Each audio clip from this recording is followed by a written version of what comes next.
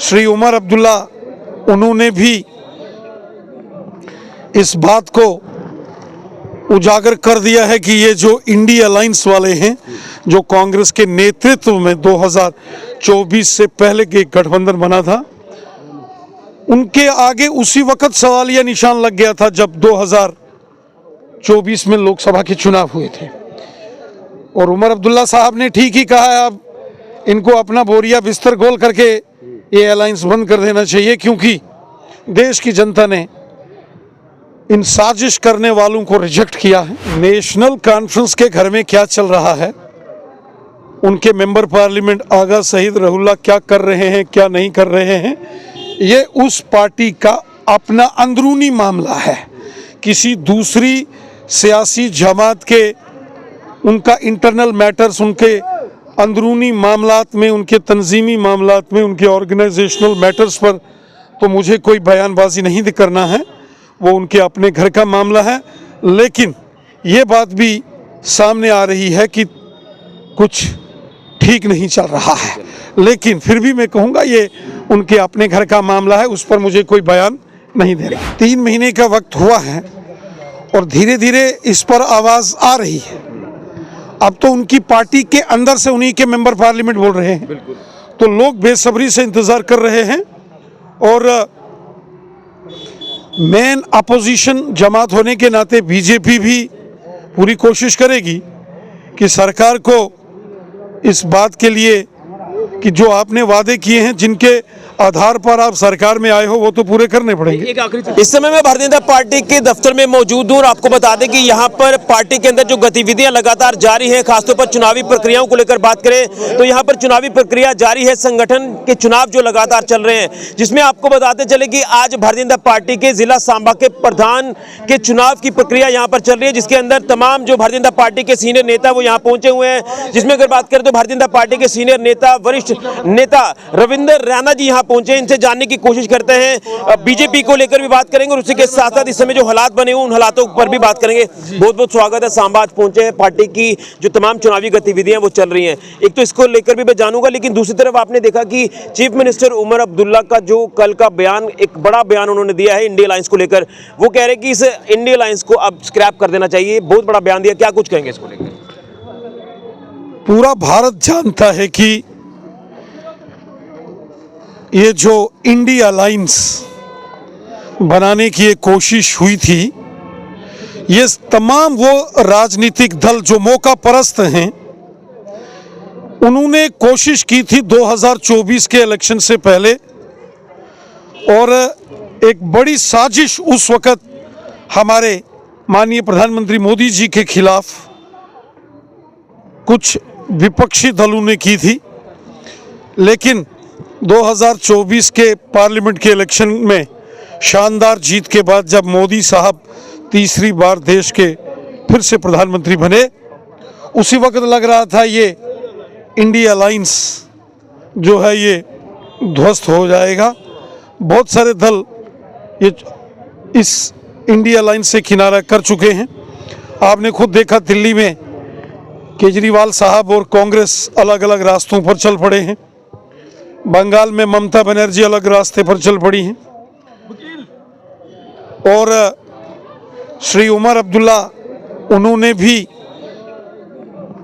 इस बात को उजागर कर दिया है कि ये जो इंडिया अलायंस वाले हैं, जो कांग्रेस के नेतृत्व में 2024 से पहले के गठबंधन बना था, उनके आगे उसी वक्त सवालिया निशान लग गया था जब 2024 में लोकसभा के चुनाव हुए थे।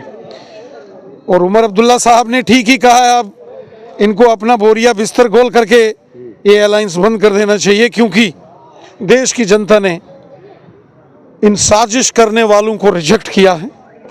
और प्रचंड बहुमत के साथ मोदी जी की पार्लियामेंट के इलेक्शंस में जीत हुई। और लगातार आप देख रहे हैं कि अलग अलग स्टेट्स में जो इंडिया अलायंस के गठबंधन के पार्टनर्स हैं, वो इस अलायंस को छोड़ते जा रहे हैं।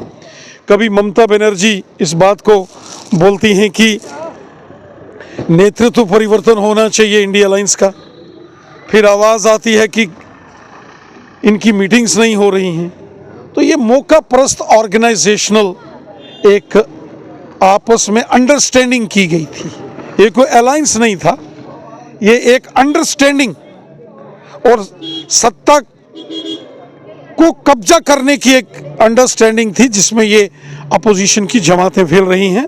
श्री उमर अब्दुल्ला जी ने भी आईना दिखाया है कांग्रेस पार्टी और इंडिया अलायंस के लोगों को। मैं कहता हूँ ये एक अच्छी बात है। लेकिन इंडिया अलायंस के बाद अगर हम नेशनल कॉन्फ्रेंस की बात करें जम्मू कश्मीर में, तो क्या वहाँ पर भी सही चल रहा है या उसमें भी कुछ दरार सी नजर आ रही है, जिसमें एक तरफ चीफ मिनिस्टर उमर अब्दुल्ला और दूसरी तरफ उन्हीं के एमपी आगा सईद रहूल्ला है? देखिए, नेशनल कॉन्फ्रेंस के घर में क्या चल रहा है, उनके मेंबर पार्लियामेंट आगा सईद रहूल्ला क्या कर रहे हैं क्या नहीं कर रहे हैं, ये उस पार्टी का अपना अंदरूनी मामला है। किसी दूसरी सियासी जमात के उनका इंटरनल मैटर्स, उनके अंदरूनी मामलात में, उनके तंजीमी मामलात में, उनके ऑर्गेनाइजेशनल मैटर्स पर तो मुझे कोई बयानबाजी नहीं करना है, वो उनके अपने घर का मामला है।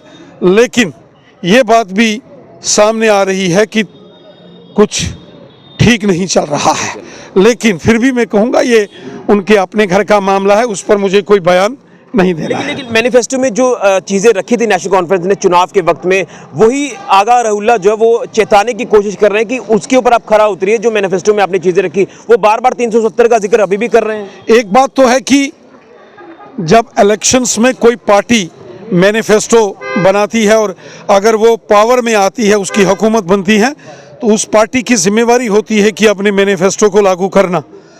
अब चूंकि गवर्नमेंट को 3 महीने हुए हैं और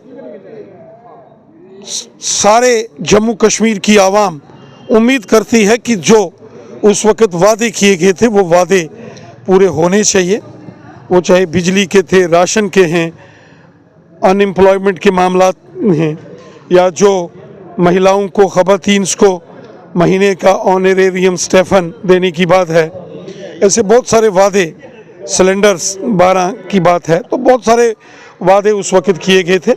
आवाम लोग इंतज़ार कर रहे हैं, लेकिन मेरा मानना है कि अभी 3 महीने हुए हैं सरकार को और बेसब्री से लोग इंतज़ार कर रहे हैं।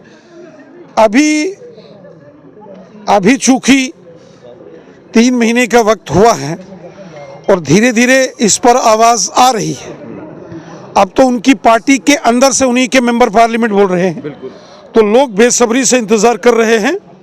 और मेन अपोजिशन जमात होने के नाते बीजेपी भी पूरी कोशिश करेगी कि सरकार को इस बात के लिए कि जो आपने वादे किए हैं, जिनके आधार पर आप सरकार में आए हो, वो तो पूरे करने पड़ेंगे। एक आखिरी सवाल रहेगा, उनके एमपी तो ये भी कह रहे हैं कि उमर अब्दुल्ला जो वो झुकते नजर आ रहे हैं केंद्र सरकार की तरफ। देखिए, श्री उमर अब्दुल्ला साहब जो हैं वो जम्मू कश्मीर के चीफ मिनिस्टर हैं, और जब चीफ मिनिस्टर हैं तो स्वाभाविक है कि उनको केंद्र के अंदर, और केंद्र में नरेंद्र मोदी साहब की भारतीय जनता पार्टी की सरकार है। जम्मू कश्मीर यूटी है, यूनियन टेरिटरी, केंद्रीय गृह मंत्रालय के तत्वाधान में आता है। बहुत सारे विषय हैं जो यूटी गवर्नमेंट जो यहाँ की है उसका केंद्र के सरकार के साथ सीधा पालापन है, सीधा तालमेल। और मोदी साहब ने, अमित शाह साहब ने कहा है कि जम्मू कश्मीर में अमन, शांति, खुशहाली, जम्मू कश्मीर की लोगों की बेहतरी के लिए जो भी बड़ा कदम मोदी सरकार को उठाना है वो उठाएंगे।